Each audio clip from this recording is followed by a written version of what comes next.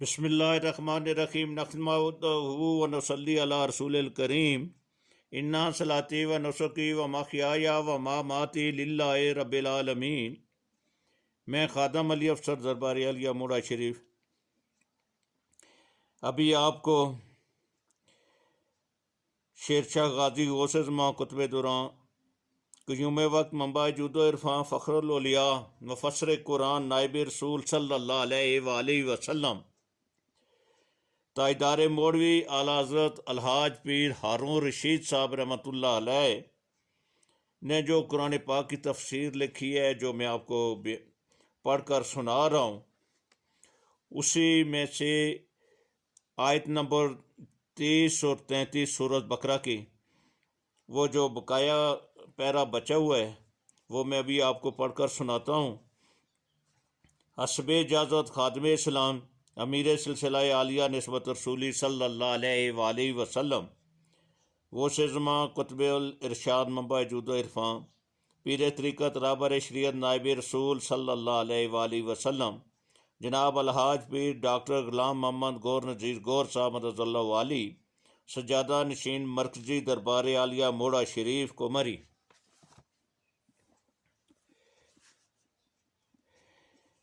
پھر یہ بات سمجھ میں آتی ہے کہ اللہ تعالیٰ نے جب آدم علیہ السلام کو پیدا فرمایا اور آدم علیہ السلام کو شرف بخشا اور اشرف المخلوقات بنایا تو اپنے حکم سے بنایا اور اپنے دین سے بنایا، اور وہ دین کس طرح تھی کہ انہیں نبی پاک صلی اللہ علیہ وسلم کے نور سے نور عطا فرمایا گیا، کیونکہ اللہ تعالیٰ کا نور تقسیم نہیں ہو سکتا۔ اللہ تعالیٰ قدیم ہے، وہ حادث میں داخل نہیں ہو سکتا۔ وہ نبی پاک صلی اللہ علیہ وسلم کا نور تھا، نبی پاک صلی اللہ علیہ وسلم کا سینہ نور کا خزانہ تھا۔ آپ صلی اللہ علیہ وسلم کو سراج منیر سے تعبیر کیا گیا ہے اور سراج منیر کہہ کر پکارا گیا ہے، جس سے مخلوق روشن کی جاتی ہے، جو روشن کرنے والا چراغ ہے۔ اس سے آدم علیہ السلام کے سینے کو، ان کے دماغ کو روشن کیا گیا اور ساری چیزیں ان کے سامنے ظاہر فرما دیں۔ اور نسبت رسولی صلی اللہ علیہ وسلم جب آدم علیہ السلام کو حاصل ہوئی تو انہیں ساری مخلوق پر برتری حاصل ہو گئی۔ اس سے یہ بات بھی سمجھ میں آتی ہے کہ اگر وہ نسبت نہ ہو، وہ نورانیت نہ ہو، وہ روشنی نہ ہو جو سراج منیر سے حاصل کی جاتی ہے، تو پھر صرف مٹی ہی مٹی رہتی ہے، صرف بشریت ہی بشریت رہتی ہے۔ اور وہ ہے جس کا اقرار خود زمین نے کیا کہ مجھ سے آدم بنایا جائے گا،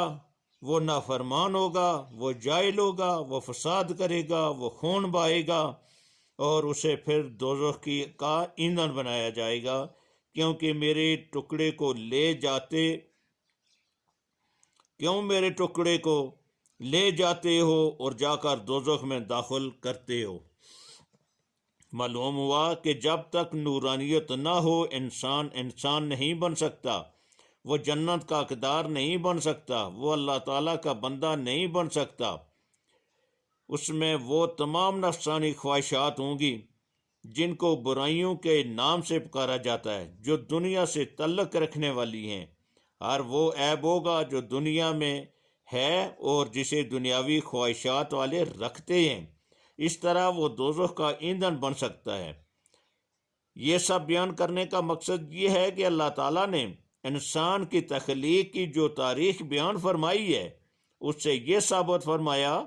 کہ انسان دو چیزوں کا مرکب ہے۔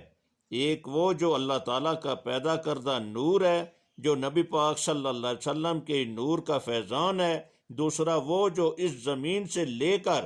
ڈھانچہ تیار کیا گیا۔ ان دانوں کی پرورش کی ضرورت ہے اور ان دانوں کی پرورش کا اختیار بھی انسان کو دیا گیا ہے، اس لیے تمام اسباب اور ذرائع بھی مہیا کر دیے گئے ہیں، اور ساری کائنات کو حکم فرمایا گیا ہے کہ وہ اس پرورش میں انسان کی مدد کرے۔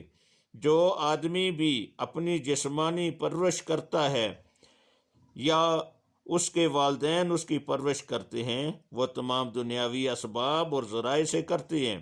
اس کی خوراک، اس کے علاج، اس کے لباس وغیرہ وغیرہ جو اس کی نورانیت کی پرورش کرتے ہیں، وہ اس کے روحانی معالج سے کراتے ہیں، اس کے روحانی ڈاکٹر سے کراتے ہیں، جس سے اس کی روح کی پرورش ہوتی ہے، جس سے اس کے دل کے اندر نور پیدا ہوتا ہے، اس نور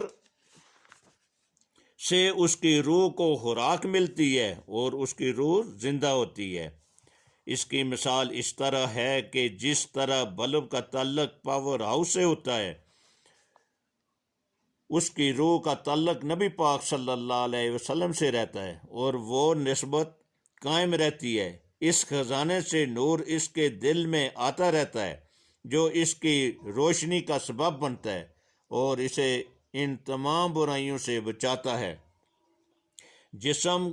اس کو مادی چیزوں کے حصول کی تبلیغ کرتا ہے یا اس کو ترغیب دیتا ہے اور دنیا کی طرف کھینچتا ہے۔ اب اگر انسان اس نسبت کو قائم کر لے تو اس کی جسمانی خواہشات مغلوب ہو جاتی ہیں اور نورانی خواہشات اس پر غالب آ کر اسے صراط مستقیم پر گامزن رکھتی ہیں۔ اس طرح وہ دونوں جہانوں کے غموں سے محفوظ رہ کر دونوں جہانوں کی خوشیاں حاصل کر کے اس جہان سے رخصت ہوتا ہے اور اللہ تعالیٰ سے اس شکل میں ملتا ہے کہ اللہ تعالیٰ خوش ہوتا ہے اور اسے اپنی نعمتوں سے نوازتا ہے۔ معلوم ہوا کہ نسبت رسولی صلی اللہ علیہ وآلہ وسلم انسانیت کے لیے از بس ضروری ہے۔ اگر نسبت رسولی صلی اللہ علیہ وسلم نہ ہو تو پھر انسان ایک مشت خاک ہوتا ہے جس کی کوئی حیثیت نہیں۔ انسان اسی وقت انسان بنتا ہے جب اس مشت خاک کو نور سے روشن کیا جائے۔ نسبت رسولی صلی اللہ علیہ وآلہ وسلم نہ ہو تو انسان اللہ تعالیٰ کی ان رحمتوں سے محروم ہو جاتا ہے جو انسان کے لیے بنائی گئی ہیں۔ اس لیے سب سے ضروری بات یہ ہے کہ انسان کو اپنا تعلق نبی پاک صلی اللہ علیہ وآلہ وسلم سے قائم کرنا چاہیے۔ اس کوٹھڑی کو جسے نفس اور شیطان دنیاوی خواہشات کی وجہ سے گندا کر دیتے ہیں، زنگ آلود کر دیتے ہیں، جسے دیکھ کر عزازیل گھبرایا تھا کہ اور تو اس میں کچھ نہیں ہے، صرف ایک کوٹھڑی اس کے سینے میں بائیں طرف رکھی ہوئی ہے جو بند ہے۔ اس کو انسان صاف کرے تاکہ اس کا تعلق نور سے قائم ہو۔ اس کو صاف کرنے کا طریقہ اللہ تعالیٰ کی یاد ہے جو اس محفل کی غرض و غایت ہے۔ اس لیے وہ سارے لوگ جو اللہ تعالیٰ اور رسول صلی اللہ علیہ وسلم کی غلامی چاہتے ہیں اور انسان بن کر زندگی گزارنا چاہتے ہیں، انسان کا بن کر مرنا چاہتے ہیں اور انسان بن کر اٹھنا چاہتے ہیں، ان کے لیے ضروری ہے کہ وہ اپنے سینوں کو صاف کریں اور نسبت رسولی صلی اللہ علیہ وسلم قائم کریں۔ سینوں کو صاف کرنے کے لیے یاد الہی کی ضرورت ہے۔ جن لوگوں کو اللہ تعالیٰ نے یہ توفیق بخشی ہے کہ وہ اس محفل میں حاضر ہوئے ہیں اور اللہ تعالیٰ کے اس رحم و کرم سے مستفید ہونے کا موقع جنہوں نے حاصل کیا ہے، انہیں چاہیے کہ وہ اس محفل کی اہمیت کو سمجھیں کہ یہ کتنا قیمتی وقت ہے اور یہ کتنی قیمتی محفل ہے کہ جو ہماری بہتری کے لیے ہے، جو ہمیں منزل مقصود پر پہنچانے کے لیے ہے، جو ہمیں صراط مستقیم پر گامزن کرنے کے لیے ہے۔ اور اس محفل میں وہ اس طرح بیٹھیں کہ ان کی تمام توجہ اللہ تعالیٰ کی طرف ہو۔ شیطان اور نفس جو ان کے دلوں میں دنیاوی خیالات پیدا کرتے ہیں کہ کبھی ان کو اپنے ضروری کاموں کی یاد دلاتے ہیں، کبھی بیماریوں کی یاد دلاتے ہیں، کبھی نوکریوں کی، کبھی تجارت کی، کبھی کسی دوست کی، کبھی کسی کے مرنے کی، کبھی کسی کے آنے کی اور کبھی کسی کے جانے کی۔ یہ سارے خیالات شیطان کی طرف سے پیدا ہوتے ہیں تاکہ انسان خدا کی طرف متوجہ نہ ہو سکے اور اس محفل سے کما حق و مستفید نہ ہو سکے۔ نبی پاک صلی اللہ علیہ وآلہ وسلم کی حدیث پاک ہے کہ جب تک انسان اللہ تعالیٰ کو یاد کرتا رہتا ہے اور اللہ تعالیٰ کی طرف متوجہ رہتا ہے تو مالک الملک بھی اس کی طرف متوجہ رہتا ہے اور اس کو یاد کرتا رہتا ہے۔ جو ہی انسان منہ دوسری طرف کرتا ہے اور دوسری خواہشات کی طرف توجہ کرتا ہے تو اللہ تعالیٰ بھی اپنا منہ پھیر لیتا ہے۔ اس لیے اس محفل میں بیٹھ کر اللہ تعالیٰ کا شکر ادا کرنا چاہیے اور اپنی تمام تر توجہ اللہ تعالیٰ کی طرف کر کے نہایت عاجزی سے اللہ تعالیٰ کے ناموں کی یاد کرنی چاہیے اور پھر اس کی بارگاہ میں نسبت رسولی صلی اللہ علیہ وآلہ وسلم کی دعا کرنی چاہیے۔ اسی خیال اور اسی توجہ سے شروع کریں،